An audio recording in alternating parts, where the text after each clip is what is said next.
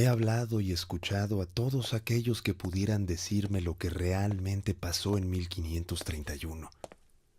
Con mi maestro Fray Bernardino de Sahagún, hombre bueno y conocedor de nuestra historia, con soldados y los primeros misioneros que llegaron a estas tierras, quienes me han dicho cómo era nuestra civilización antes de que yo naciera.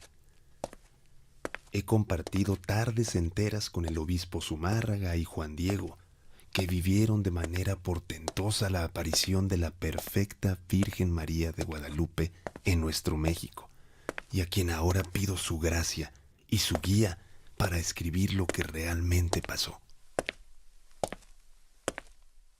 Antonio Valeriano era el mejor alumno que habíamos tenido en el colegio de la Santa Cruz en Tlatelolco.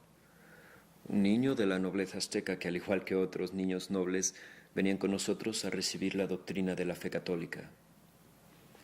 Hace algunas semanas, este joven vino a verme porque quería saber todo acerca de lo ocurrido en el mes de diciembre de 1531. Quería escribir un libro acerca de las apariciones de la Virgen de Guadalupe. A lo que yo le dije que para mí todo eso de las apariciones me parecía que era algo sospechoso, una superstición o una maliciosa invención de su pueblo para continuar con la idolatría. Él me hizo ver que cómo se podía pensar en idolatría cuando miles y miles de indios venían desde lugares tan lejanos, donde ni siquiera nosotros los misioneros habíamos puesto un solo pie, y que venían para pedir el bautismo de Jesucristo, único y verdadero Dios, y que lo pedían después de mirar aquella imagen. Le hice ver que nuestra postura como iglesia era la de guardar la debida prudencia y actuar con la mayor cautela. Le recordé que cuando los judíos fueron a pedir consejo a Gamaliel sobre lo que debían de hacer con los cientos de infieles que día a día se convertían al cristianismo, Gamaliel, que era un hombre sabio y doctor de la ley, les respondió: déjenlos, porque si lo que está ocurriendo es cosa de hombres, tarde o temprano desaparecerá. Pero si es de Dios, ni ustedes ni nadie lo podrá detener. 15 siglos han pasado desde ese momento y la verdad sobre Jesucristo y su iglesia sigue viva. Y es por esa misma razón que ante algo sin explicación como lo ocurrido en el mes de diciembre de 1531, nuestra postura es la de la prudencia y obediencia como lo pide la Iglesia. Ya el tiempo se encargará de mostrar si todo esto de las apariciones es verdad o no, que por el momento habrá que esperar. ¿Qué fue lo que vieron nuestros viejos y sabios tlamatimines en aquella rústica tela de maguey? ¿Qué fue lo que leyeron en aquel códice de la doncella vestida de emperatriz para que nuestras raíces y las piedras de nuestros templos se transformaran en una nueva civilización? ¿Por qué Fray Bernardino de Sahagún y los demás gobernantes de la iglesia no destruyeron aquella tela como lo hacían con los demás ídolos si consideraban que la imagen de la Virgen de Guadalupe era sospechosa?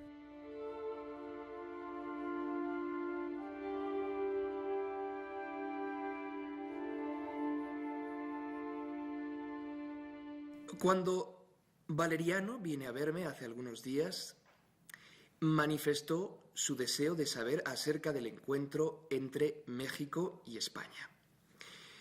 Antonio Valeriano había sido un destacado alumno del Colegio de la Santa Cruz de Tlatelolco, donde aprendió la doctrina católica y en poca medida sobre la historia de México y España, porque él había nacido un año después de la conquista. Y deseaba saber acerca de el choque tan terrible entre dos de los imperios más grandes de la Tierra, que además de ser diferentes en raza y costumbres, ambos pueblos eran profundamente religiosos y espirituales. Al ser yo de los primeros 12 misioneros que pisaron la Nueva España, los indios, al verme desaliñado, me llamaron Motolinia, que en náhuatl significa el pobrecito, nombre con el que se me conoce desde entonces. Y bueno, éramos un puñado de frailes entusiasmados por predicar el Evangelio en un imperio de millones de indios con diversas lenguas y dialectos inaudibles y con creencias y tradiciones tan arraigadas que parecía imposible la empresa de evangelizar.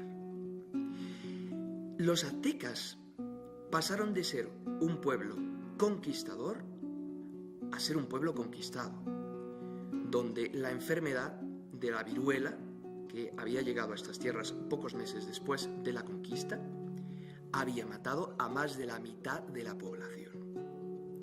Por estos acontecimientos eran un pueblo que vivía esperando únicamente la destrucción de su civilización, como lo habían vaticinado sus profecías. Cuenta su mitología que los aztecas salieron de Aztlán cuando su dios, conocido como Huitzilopochtli, les ordena fundar su reino, donde vieran a un águila devorando una serpiente parada sobre un nopal. Después de cientos de años de peregrinar, encuentran finalmente aquella señal y, sobre un precario islote rodeado de culebras y de pantanos, fundan la ciudad de México Tenochtitlan en el año de 1325. El imperio azteca era un mosaico de pueblos y dialectos, de alianzas y sometimientos entre las diversas tribus que seguían a Huitzilopochtli, un dios sanguinario y aterrador que los impulsaba a estar en guerra con la convicción de que alimentando al sol con sangre y corazones dominarían al mundo. Esa misma convicción los llevaría años más tarde a ser el imperio más poderoso de estas tierras.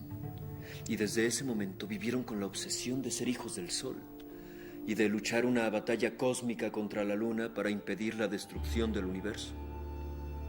Al ser los aztecas un pueblo profundamente religioso, ellos ofrecían la vida de sus propios hijos al dios Tlaloc, dios de la lluvia y la fertilidad.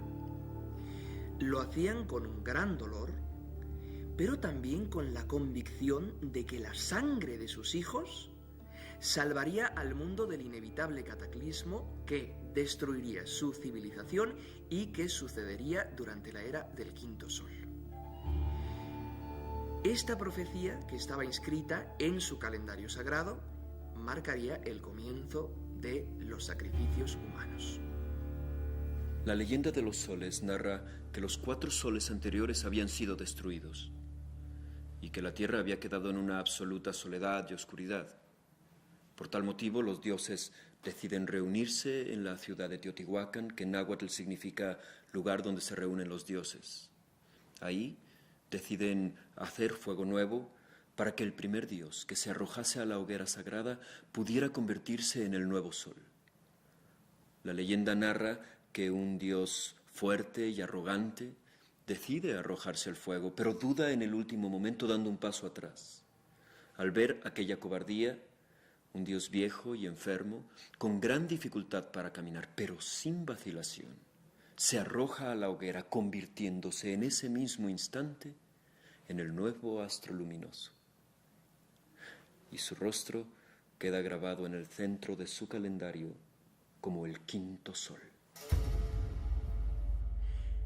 Aquel dios, fuerte y arrogante, avergonzado, porque no había tenido el valor, se arroja a las llamas y aparece en ese instante un segundo sol en el firmamento. Los dioses, disgustados por su anterior cobardía, le arrojan un conejo apagándolo de inmediato, pero quedando grabada la imagen de aquel conejo sobre la faz de la luna. El nuevo astro que, a partir de ese momento, quedaría condenado a vagar únicamente por las noches.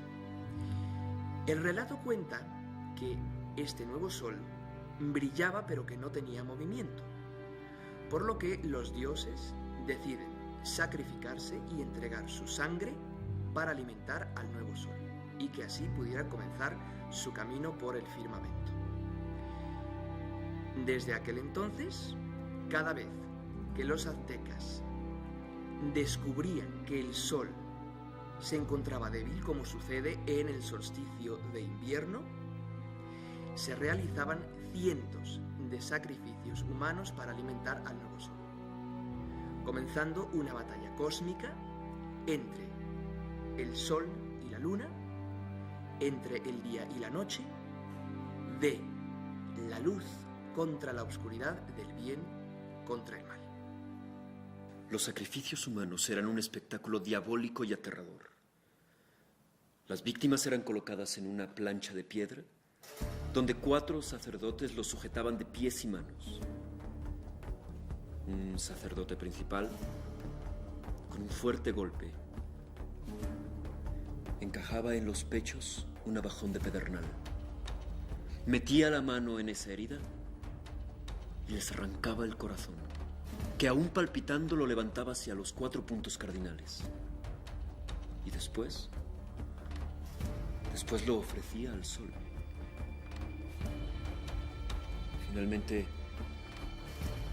Finalmente el cuerpo de la víctima era arrojado gradas abajo para ser devorado y repartido por sus captores. Cabe señalar que los aztecas solo practicaban el canibalismo por razones de su religión, cosa que no dejaba de alarmarnos, y más aún porque no lográbamos comprender el profundo sentido religioso de sus ceremonias. Años más tarde, he reflexionado sobre el Evangelio de San Juan, donde narra que los discípulos de Jesús también se alarmaron cuando Jesús dijo en la sinagoga de Cafarnaúm: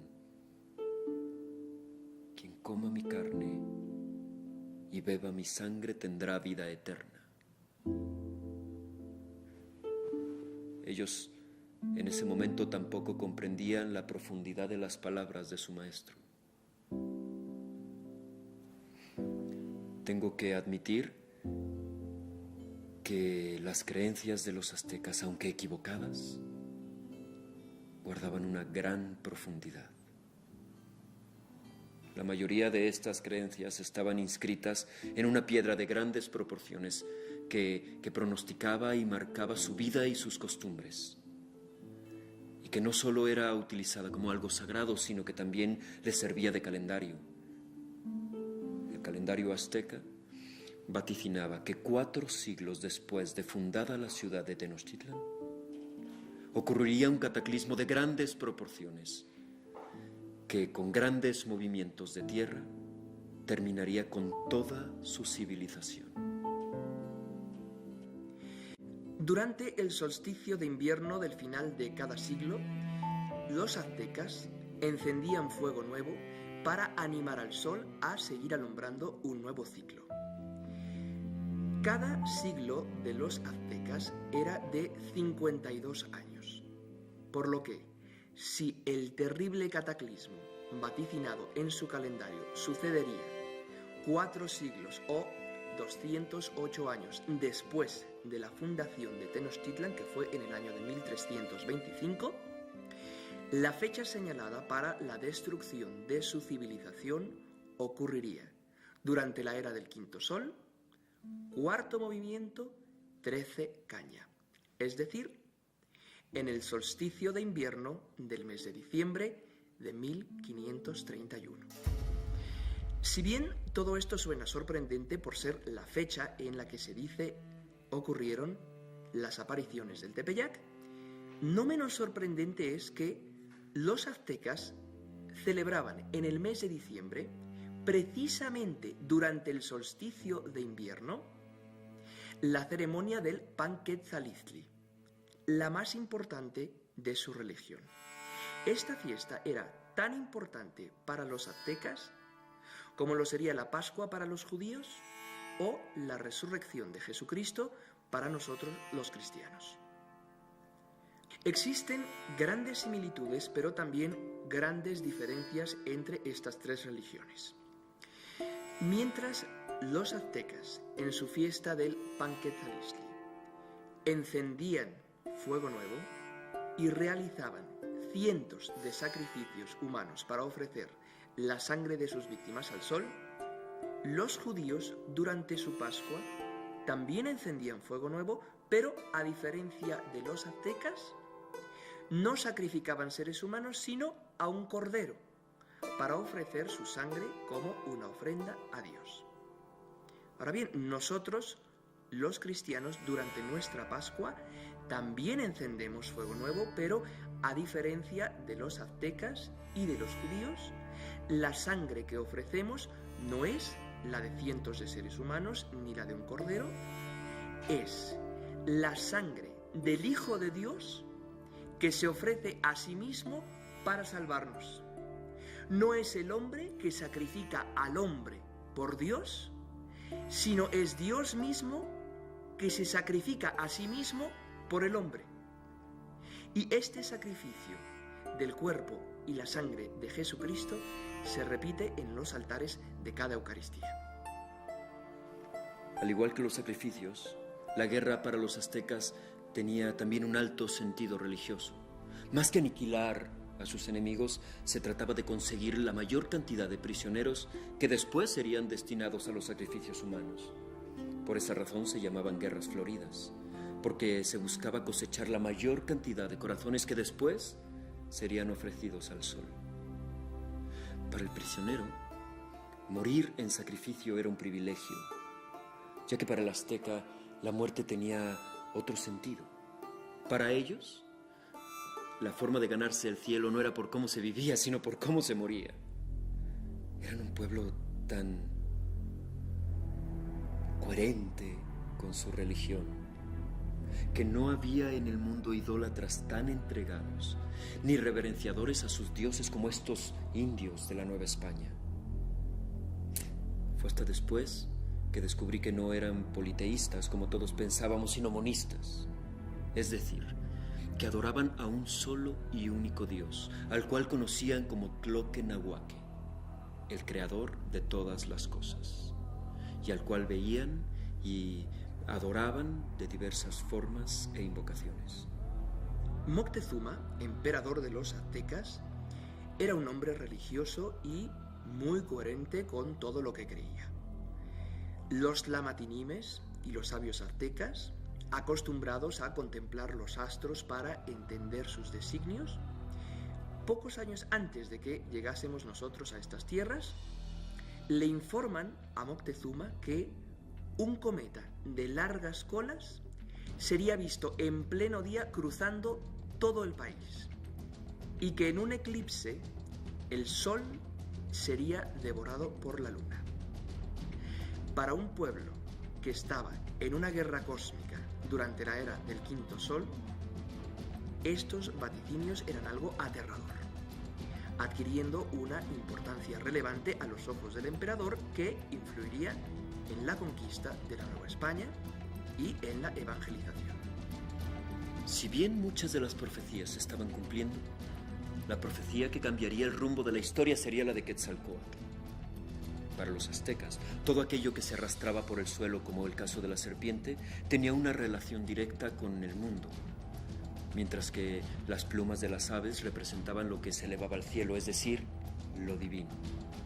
Por tal visión, Quetzalcóatl, que en náhuatl significa la serpiente emplumada, representaba la unión de dos mundos, lo terrestre con lo divino. La leyenda de Quetzalcóatl adquiere una gran trascendencia cuando este dios, que se oponía rotundamente a los sacrificios humanos, a diferencia del dios Huitzilopochtli, deserta por el oriente en el año 1 Caña, con la promesa de volver por el mismo lugar por el que se fue en el año 1 Caña, cuando coincidieran los calendarios que los aztecas conocían como el solar, el lunar y el venusiano. Irónicamente, Esa fecha profetizada por Quetzalcóatl coincide con el año y el día en el que Cortés llega por el oriente a estas tierras y pisa por primera vez las playas del Imperio Azteca, precisamente en el año 1 Caña, que en nuestro calendario corresponde al año 1519. La escritura de los aztecas eran códices y manuscritos pictográficos con los cuales, a través de imágenes, ellos representaban su concepción del mundo y sus creencias religiosas. Quetzalcóatl aparece en uno de estos códices como un hombre barbado, vestido de negro, con un casco dorado y llevando una cruz.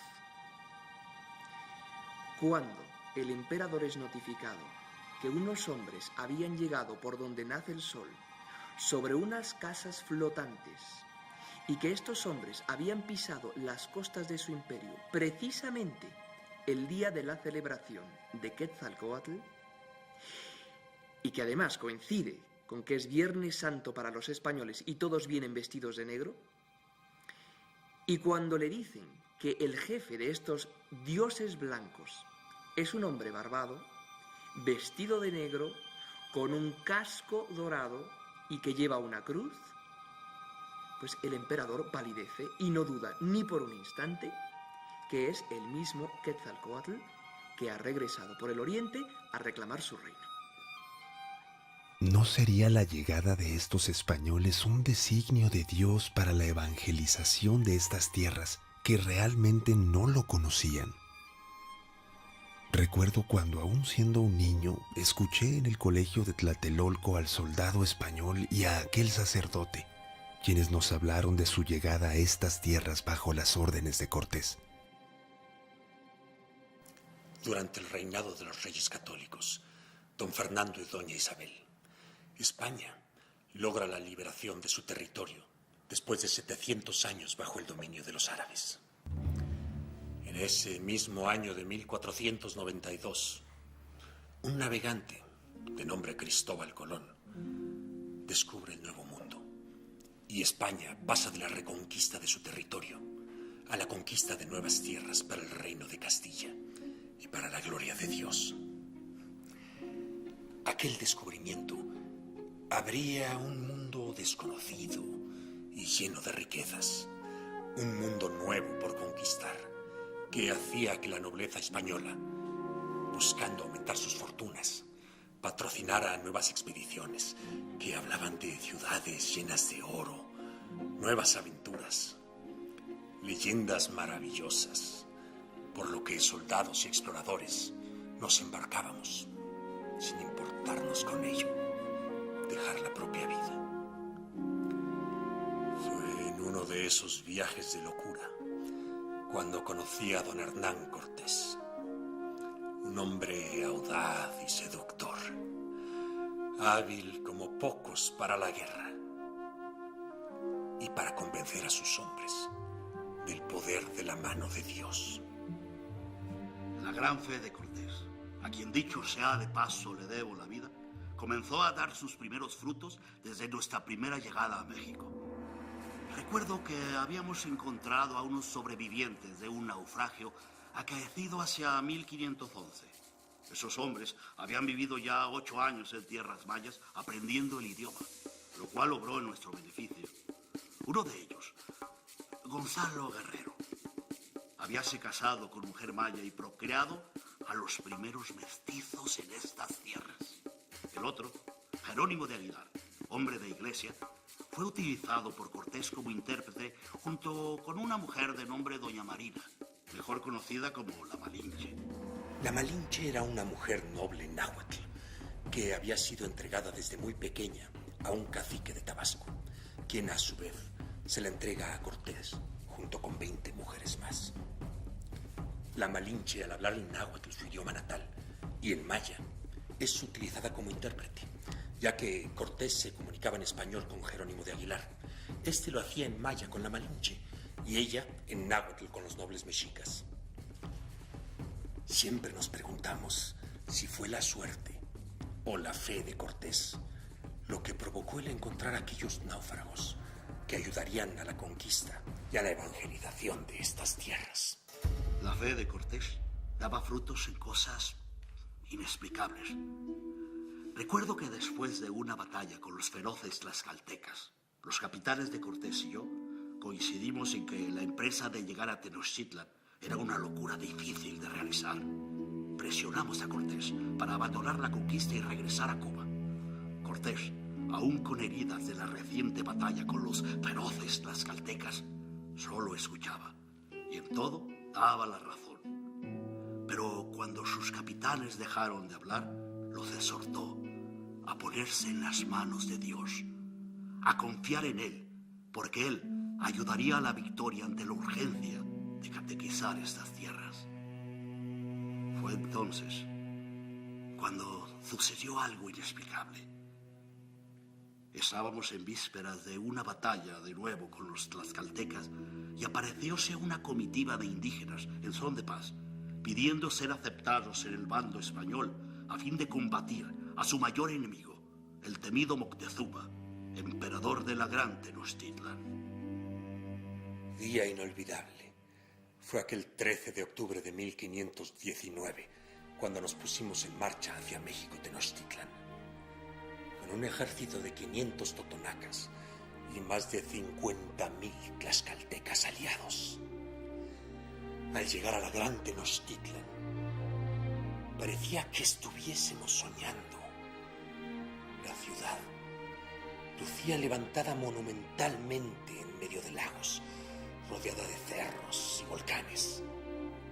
Las casas estaban llenas de flores, mientras cientos de canoas navegaban sobre canales alrededor de maravillosos templos. París tendría cerca de 65,000 habitantes. Sevilla unos 45,000. En la capital del Imperio Azteca convivían más de 250,000. Ver aquel encuentro entre Moctezuma y Cortés era como mirar el encuentro entre los hijos de Dios y los hijos del sol. El paso de los años nos ha dejado ver el gran deseo de Dios nuestro Señor por evangelizar estas tierras. Nada más hay que ver los santos milagros que ha hecho y se hacen cada día en la Santa Iglesia de Nuestra Señora de Guadalupe, allá en el Cerro del Tepeyac.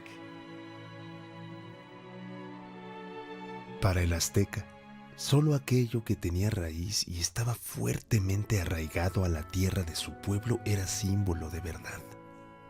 Los primeros misioneros pensaban que la religión indígena estaba llena de engaños y manifestaciones demoníacas por tanta idolatría y sacrificios que veían.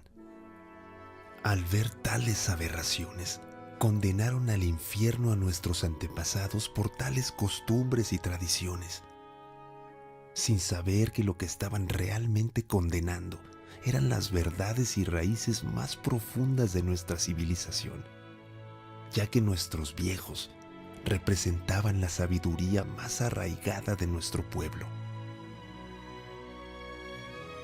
La conquista no fue ni la peor ni la más letal de las batallas que sufrió el Imperio Azteca.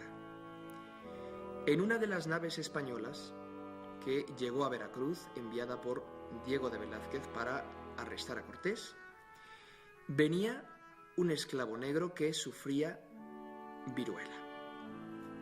La epidemia de aquella enfermedad se extendió rápidamente y mató a más de la mitad de la población indígena, que por supuesto no contaban con las defensas necesarias para contrarrestar los males de aquella enfermedad nueva y desconocida para ellos.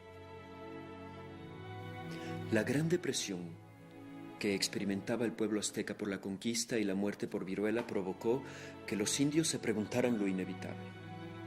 ¿Por qué si ellos habían sido tan fieles a sus creencias y ofreciendo vidas y sacrificios al sol, ahora sus dioses los castigaban de esa manera? Confundidos, se emborrachaban y se quitaban la vida porque para ellos ya no tenía ningún sentido su existencia. Y lo mismo ocurría con los indios aliados a los españoles que habían luchado al lado de Cortés. ¿Qué podíamos hacer un puñado de misioneros ante la descomunal obra evangelizadora que exigía este nuevo mundo? Los indios ya no querían vivir ante la tragedia de la conquista. Ellos pensaban que la destrucción que se había vaticinado en la profecía del quinto sol había comenzado. Para los indios, el templo era símbolo de civilización y la destrucción de sus templos había comenzado. La tragedia existencial aumentaba día a día por los abusos de los mismos conquistadores que robaban, violaban e incluso rechazaban a sus mismos hijos mestizos. El gobierno no respetaba ni a los pocos frailes que defendíamos sus derechos y que a los ojos de los indígenas éramos los sabios del Dios que predicábamos. Así como evangelizar, por Dios. Ante la descomunal misión de propagar la palabra de Dios, Cortés pide al emperador Carlos V más religiosos para evangelizar estas tierras. Y el rey nombra, justamente el 12 de diciembre de 1527, a Fray Juan de Zumárraga como el primer obispo de la Nueva España, quien llegaría a México un año después. Al tiempo que Zumárraga llega a México, Nuño de Guzmán es nombrado presidente de la primera audiencia para gobernar la Nueva España. Este nombramiento, en vez de mejorar la situación de México, la iba a empeorar. Lo primero que hace Nuño de Guzmán es presentar falsas acusaciones en contra de Cortés con la intención de arrebatarle su poder y sus bienes. Y no conforme, levanta infamias contra el propio Zumárraga y contra los misioneros que nos oponíamos radicalmente a los malos tratos que se les daba a los indios.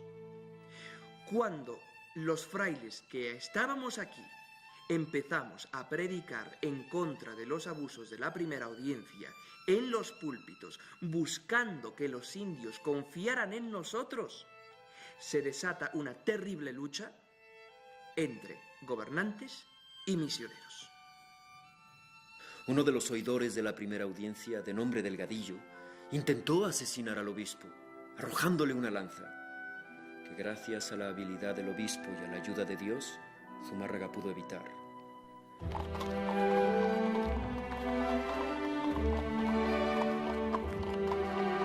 Frente a aquella guerra, la primera audiencia busca impedir por todos los medios que sus tiranías pudiesen ser notificadas al rey de España y bloquean toda posibilidad de comunicación con el viejo continente. Pero el obispo Zumárraga no se da por vencido. Es verdad que después de varios intentos interceptados y fallidos de enviar una carta a España para denunciar las injusticias cometidas por la primera audiencia, yo mismo me puse en marcha y llevé a Veracruz un escrito dirigido al rey reportando aquellos crímenes. Con la ayuda de Dios, al llegar a Veracruz, me encuentro que el capitán de uno de los navíos era vasco, paisano mío. Al poder hablar en nuestro lenguaje, los hombres de la primera audiencia que nos vigilaban no entendían una sola palabra. Y logramos de esta forma ocultar el escrito en una torta de cera, colocada dentro de un barril que fue arrojado al mar como si fuera una boya. Y así fue que finalmente mi carta pudo llegar al rey.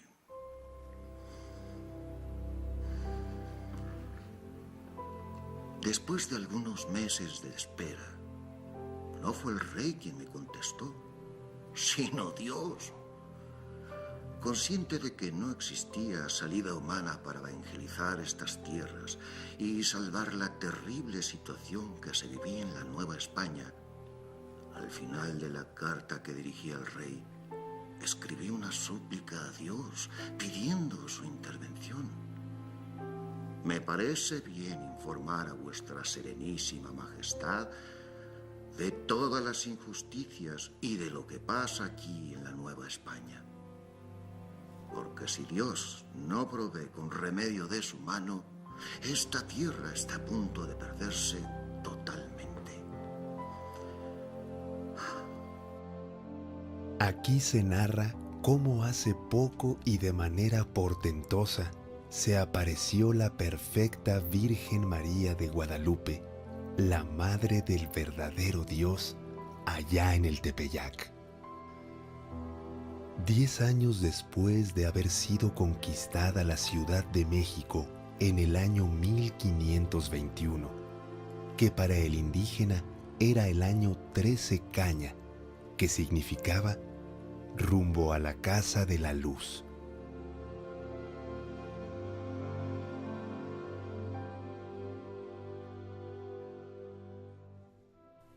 A los pocos días del mes de diciembre de 1531, sucedió algo que cambiaría la vida y costumbres de todo nuestro pueblo.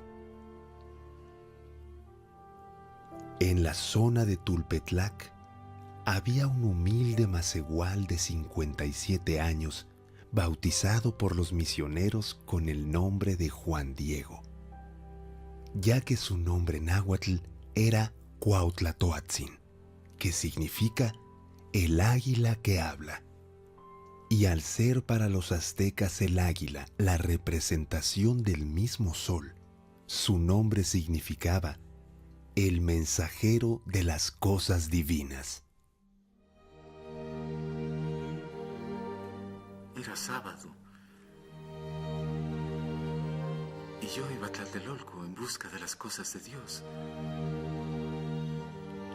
Al llegar cerca del cerrito donde se llama Tepeyac, escuché el canto celestial de variadas aves. Era tan bello que pensé que estaba soñando, o que estaba en el cielo que nos decían nuestros ancianos, nuestros antepasados.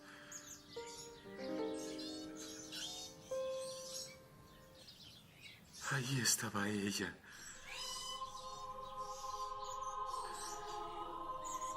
la noble señora frente a mí. Su vestido como el sol resplandecía. Así brillaba. Y las piedras y rocas donde estaba relucían como joyas. Todo brillaba como el arco iris. Cuando me preguntó que a dónde me dirigía, yo le respondí a la noble señora que iba a su venerable casa en México, Tlatelolco, a seguir las cosas de Dios que nos enseñaban nuestros sacerdotes. Ella me dijo que tuviera por cierto que era la Virgen María, que tenía la dicha de ser la madre del verdaderísimo Dios por quien se vive, del creador de las personas, del dueño de la cercanía y la inmediación, el Tloquenahuaque, el dueño del cielo y de la tierra. Mi muchachita me dijo que mucho quería que aquí se le levantara su casita sagrada, donde mostraría a su hijo, que ahí lo entregaría a las gentes, porque ella también tenía el honor de ser mi madre compasiva y la de todos los hombres de las demás estirpes que viven en esta tierra. Que todos los que la amen, la llamen, los que la busquen y confíen en ella, los estará siempre esperando en su casita sagrada, escuchando su llanto y su tristeza para poder remediar sus diferentes penas, sus dolores y miserias. Después me dijo que fuera al palacio del obispo de México a decirle que mucho deseaba que aquí, en el llano, se le construyera su templo, su casita sagrada. Que hiciera todo lo que estuviera de mi parte, que mucho lo agradecería. La primera vez que vi a Juan Diego, pensé que mentía. Yo tenía grandes problemas por ser la cabeza de la Iglesia de México y no simpatizaba con el cúmulo de creencias y devociones indígenas que aquí existían. Todos los días quemábamos cientos de figuras, destruíamos ídolos y piedras demoníacas que los indios seguían adorando.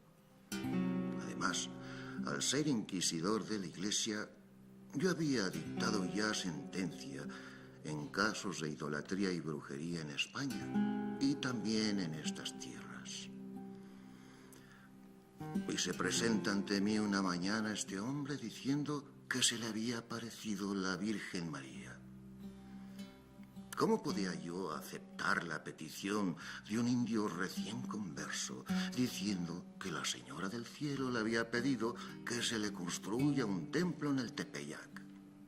Y ahí, precisamente ahí, en el lugar donde los indios adoraban a la madre de todos los dioses paganos, a la que llamaban Tonantzin.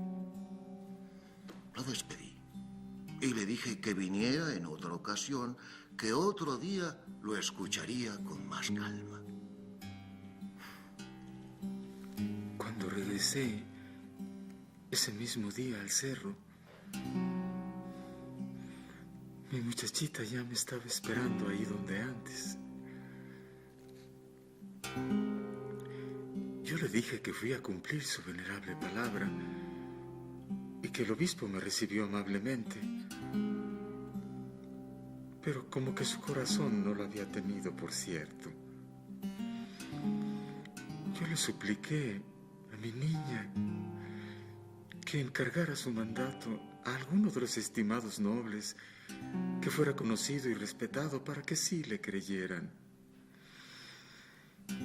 Porque yo era hombre de campo, cuerda de cargadores, que yo mismo necesitaba ser conducido, llevado a cuestas,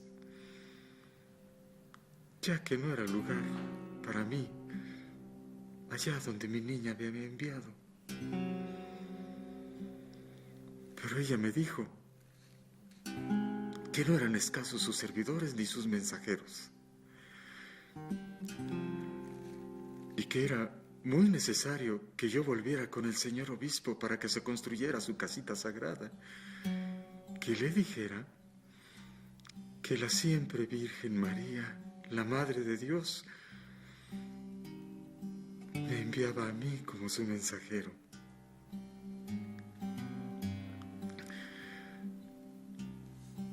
Yo le dije a mi muchachita que regresaría la mañana siguiente con la respuesta del sacerdote gobernante,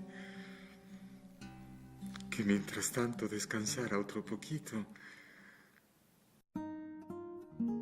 Al día siguiente, domingo, a eso las 10 de la mañana, y después de haber escuchado misa, Juan Diego se dirigió nuevamente a ver al gobernante sacerdote.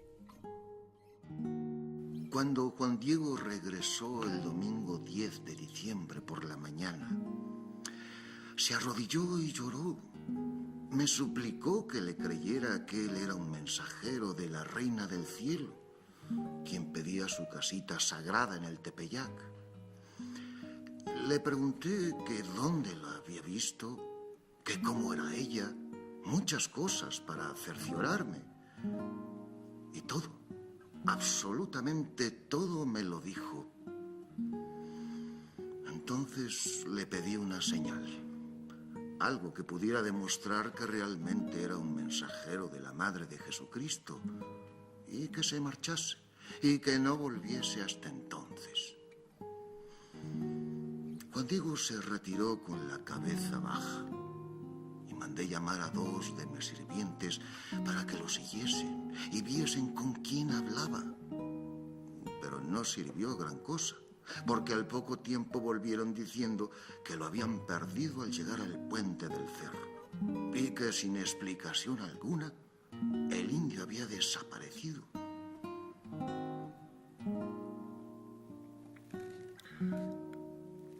Cuando volví al cerro, le dije a mi niña de la señal que pedía el gobernante obispo. Ella me pidió que regresara al siguiente día por la mañana para que llevara la señal.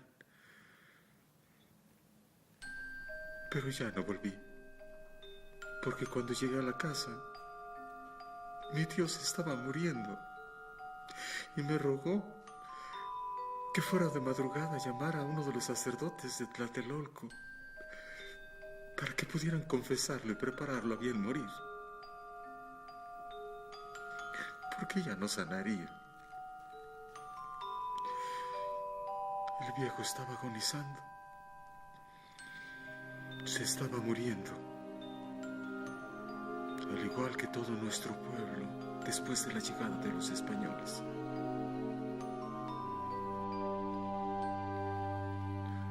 Cuando todavía estaba oscuro, salí camino a Tlatelolco a buscar a un sacerdote. Cuando me acercaba al cerrito donde había visto a la noble señora del cielo, pensé que si me salía al encuentro me detendría para ir a llevarle la señal al obispo. Así que me fui rodeando por otro camino. Juanito, Juan Dieguito, ¿a dónde te diriges? Mi jovencita, niña mía, la más pequeña. Ojalá que estés contenta. ¿Cómo te amaneció? ¿Sientes bien tu amado cuerpecito? Te hago saber con pena, niña mía, que está muy grave un servidor tuyo, tío mío, que seguro pronto va a morir. Ahora iré con prisa a tu venerable casa de México a llamar a uno de los amados de nuestro Señor para que vaya a confesarlo y prepararlo a bien morir. Perdóname, hija mía, la más pequeña. Luego volveré para ir a llevar tu venerable aliento. Tenme un poco de paciencia, porque con ello no te engaño, niña mía.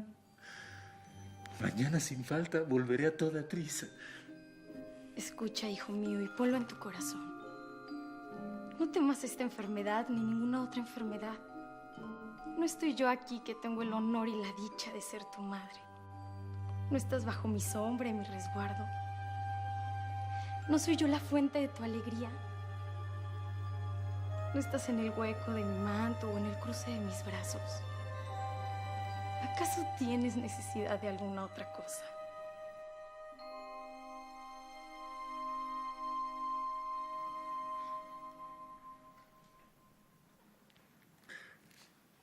La noble señora me dijo que tuviera por cierto que mi tío ya se había curado. Y me pidió entonces que subiera a la cumbre del cerro y cortara las flores que allí viera. Que las pusiera todas juntas y las bajara a su presencia. Yo sabía que no habría flores en aquel cerro árido y frío, porque estaba lleno de peñascos y espinos. Pero la niña sí lo dijo y yo subí.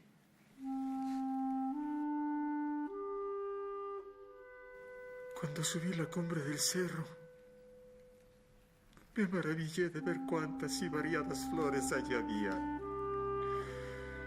Todas con sus corolas abiertas, tan bellas y hermosas como rosas de Castilla. Y dándome prisa, comencé a cortarlas y guardarlas en el hueco de mi tilma. Y se las presenté a mi niña. Ella las tomó con sus manos y las colocó nuevamente en mi tilma.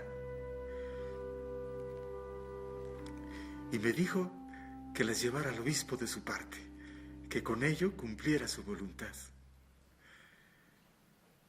Luego con rigor me ordenó que únicamente en la presencia del obispo gobernante extendiera la tilma y mostrara lo que ahí llevaba. Juan Diego baja del cerro con el corazón confiado y contento, ya que siendo indígena, sabía que con aquellas flores en su tilma era un mensajero de verdad. Los mensajeros indígenas de sus ancestros siempre llevaban sus mensajes acompañados de flores, por ser la flor el símbolo de la verdad. Pues ahora él bajaba del cerro con la señal sagrada que le había dado la noble Señora del Cielo, y sabía que mostrando aquellas flores al señor obispo gobernante, conocería que decía la verdad. Cuando llegué al palacio del sacerdote gobernante, sus servidores no me querían dejar entrar y me tuvieron mucho tiempo esperando. Como vieron que yo ahí nomás estaba, se acercaron a mirar lo que traía yo en la tilma. Y al no poder ocultarles lo que yo allí llevaba, les abrí un huequito y les mostré que eran flores. Ellos se admiraron porque no era tiempo de flores y quisieron sacar unas cuantas, pero cuando hacían el intento por sacarlas, como que las flores desaparecían y nomás no podían sacarlas. Recuerdo que cuando los sirvientes llegaron asustados a decirme lo que había pasado con el indio, mi corazón saltó pensando que aquello sería la señal, por lo que ordené que lo hiciesen pasar de inmediato. Cuando hubo estado en mi presencia, Juan Diego se postró y me dijo: Le dije al señor gobernante que había cumplido según me ordenó, que la Señora del Cielo había recibido con alegría su venerable petición, que le mandaba unas flores como señal para que se cumpla su voluntad. ¿Y bien?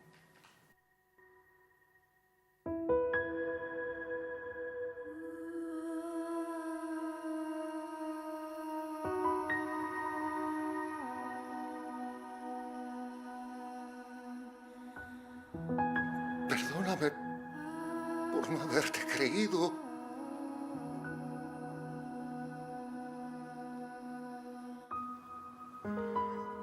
Debo confesar que cuando Juan Diego se presentó por primera vez, le dije que soñaba, que estaba borracho. No le creí y pedí una señal. Ahora entiendo cuando otro Juan, el evangelista, escribe en el Apocalipsis capítulo 12:1. Una gran señal apareció en el cielo. Una mujer vestida de sol con una luna bajo sus pies.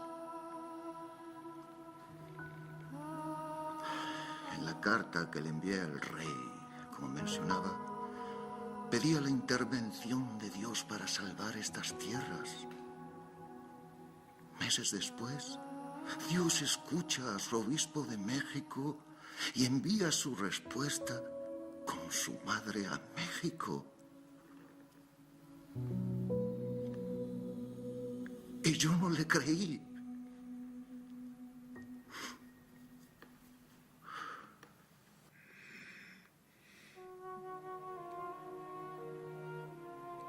El obispo me pidió la tilma. Me dio licencia para ir a ver a mi tío, pues se había quedado muy enfermo. Cuando llegamos a la casa de mi tío, con algunas personas que el obispo pidió me acompañaran, vimos que ya estaba sano, que nada le dolía. Y nos dijo con alegría que mi muchachita también había estado ahí, que había pedido que se le llamara Santa María de Guadalupe. Ella misma se autonombra Santa María de Guadalupe, porque su nombre mismo es ya un mensaje de unidad y maternidad.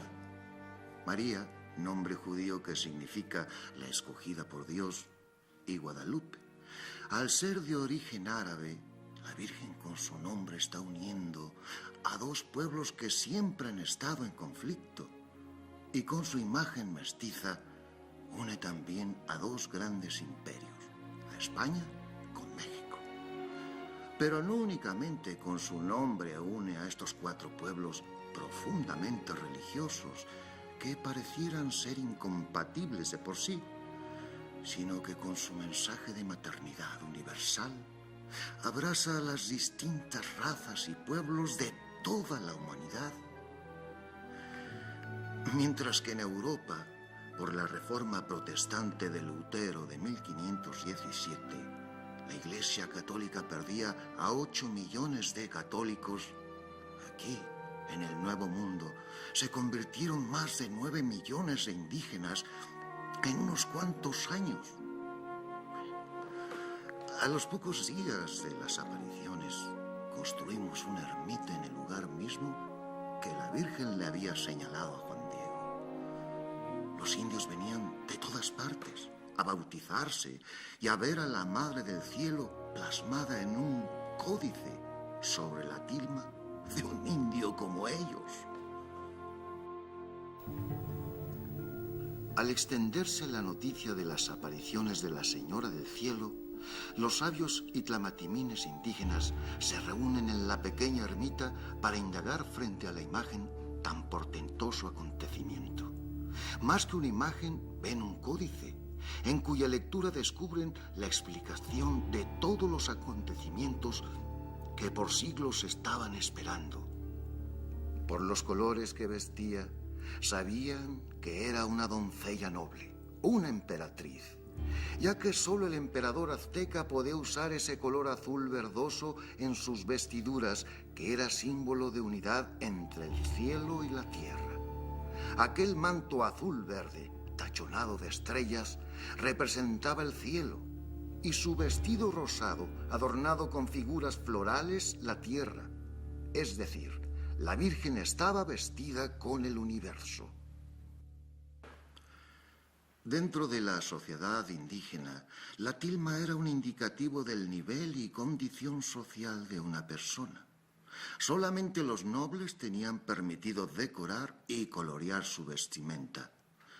Juan Diego, al ser un macehual, un hombre común y corriente, sus vestidos tenían que permanecer con el color crudo del material con el que había sido confeccionado. Al plasmarse la Virgen de forma milagrosa en su tilma, con los colores de una emperatriz, la Virgen lo está dignificando. Un gesto con un profundo significado para todo el pueblo indígena. La escritura y lectura de los aztecas es a través de imágenes, códices llenos de símbolos y mensajes. Cuando los sabios y ancianos leen la imagen, se dan cuenta que aquel mensaje extraordinario en aquel códice venía de Dios. Los sabios indígenas no vieron únicamente a una doncella parada sobre una luna negra, como la podíamos ver cualquiera de nosotros, los españoles. Ellos leyeron un documento que hablaba de su historia, de su pasado y su futuro. Miles y miles de conversiones se realizaban sin ninguna explicación posible. No lo entendí hasta que los sabios indígenas leyeron y me explicaron el significado de aquella pintura, de aquel códice guadalupano. Fue cuando comencé a entender cómo Dios se reveló y trajo su bendición a estas tierras de México y logra a través de aquella milagrosa imagen una extraordinaria inculturación del Evangelio. Un mensaje de amor para este pueblo que vivía un momento trascendental de su historia y que parecía que todo esfuerzo por llevar la palabra de salvación de Jesucristo estaba destinado al más rotundo fracaso.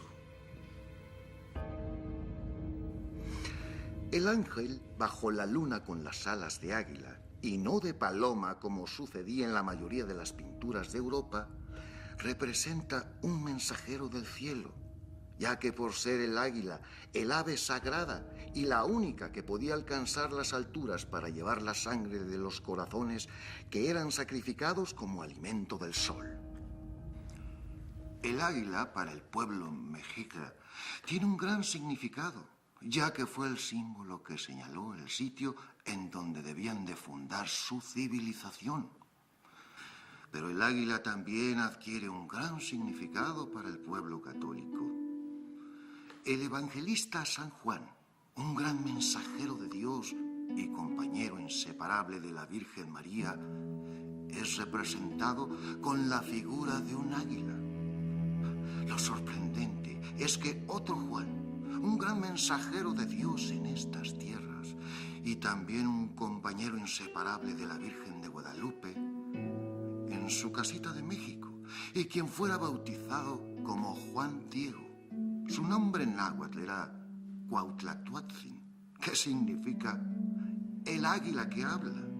Dos Juanes, dos compañeros inseparables de la Virgen María, dos águilas que se han unido fuera de lugar y de tiempo para comunicar al mundo el mensaje de amor de Dios.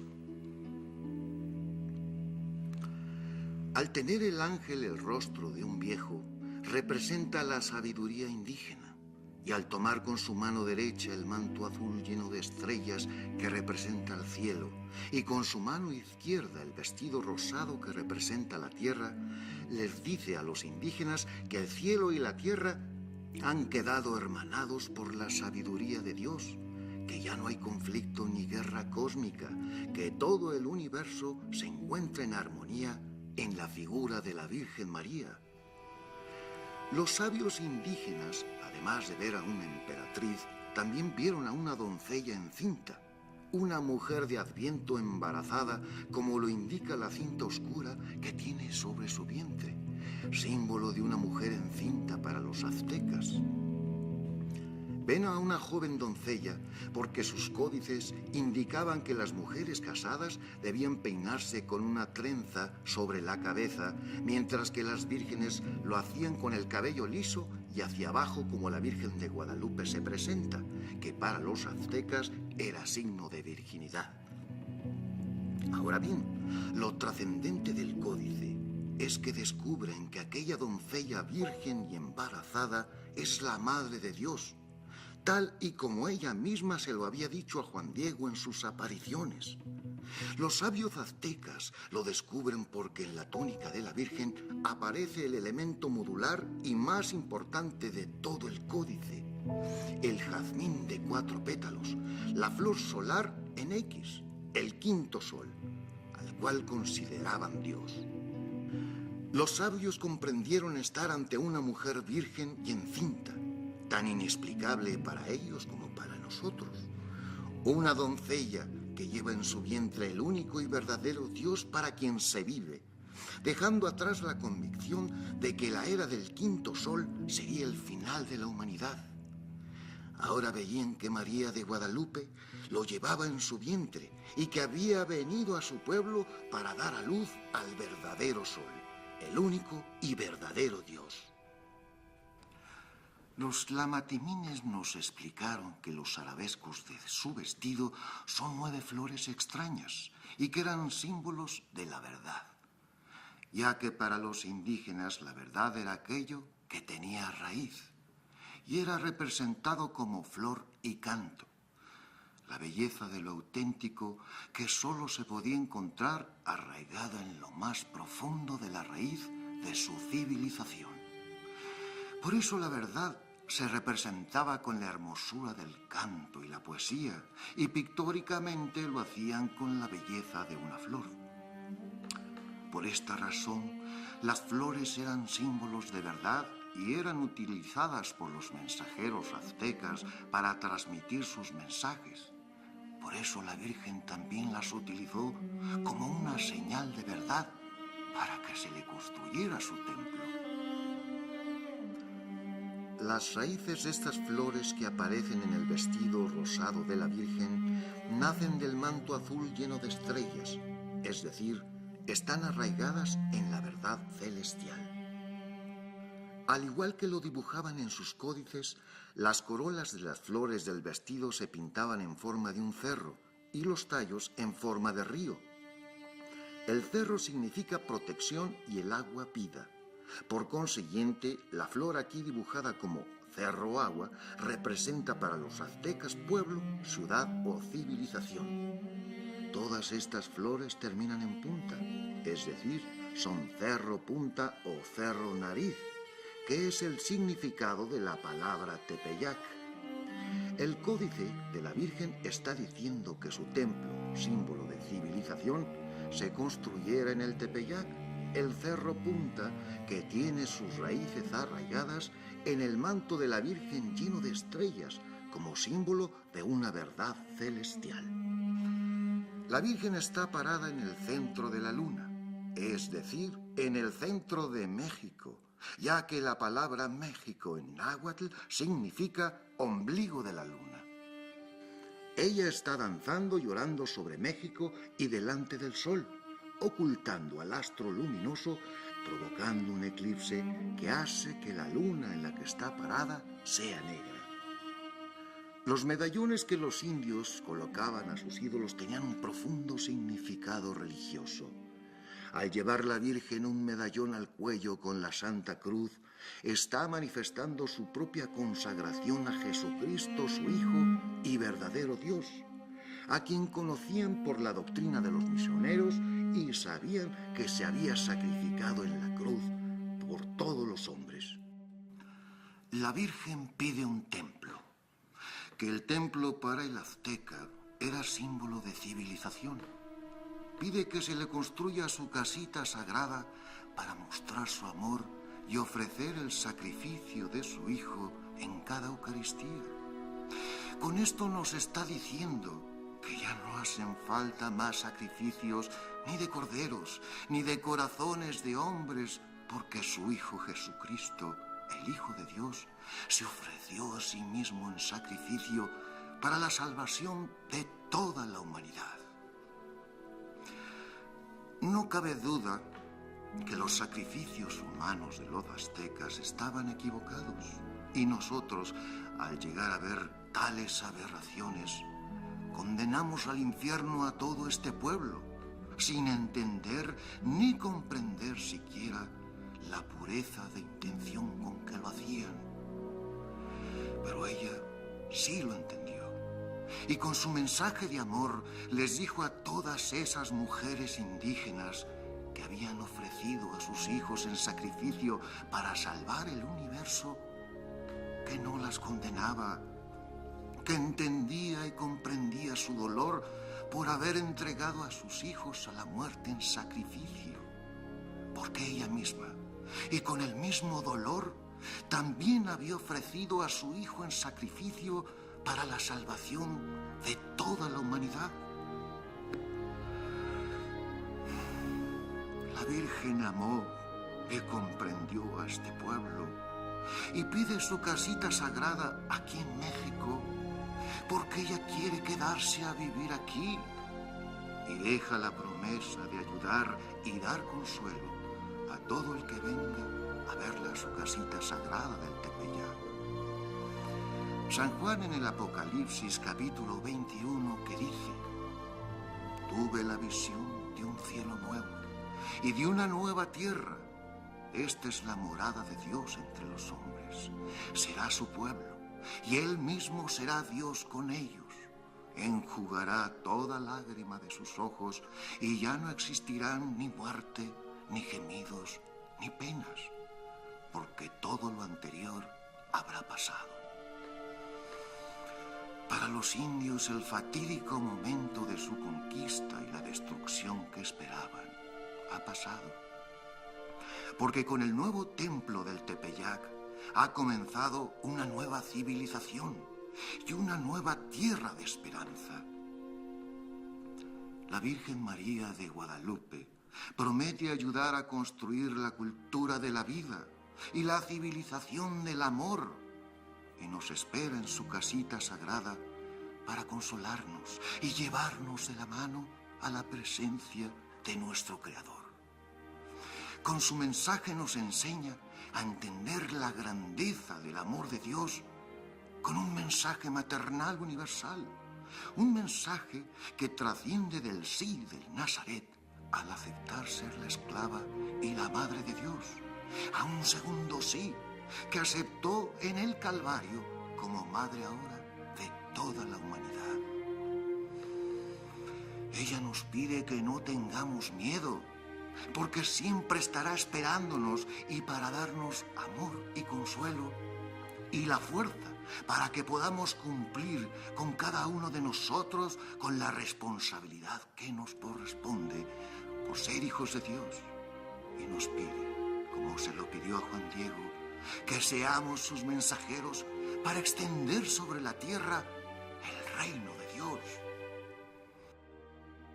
Cuando Juan Diego sintió miedo y sentía que no era el indicado para llevar aquel mensaje del cielo al obispo, la Santísima Virgen de Guadalupe lo miró y le dijo: anda y haz lo que esté de tu parte.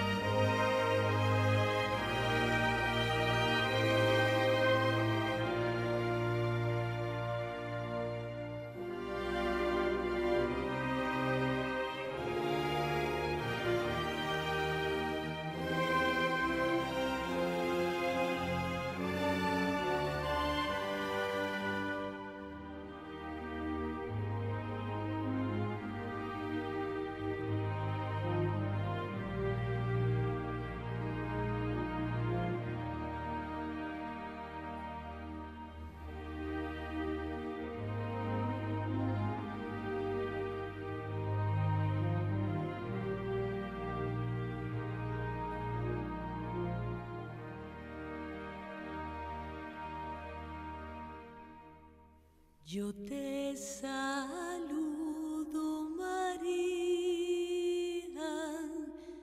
purísima María, de todos tú eres la madre, purísima María.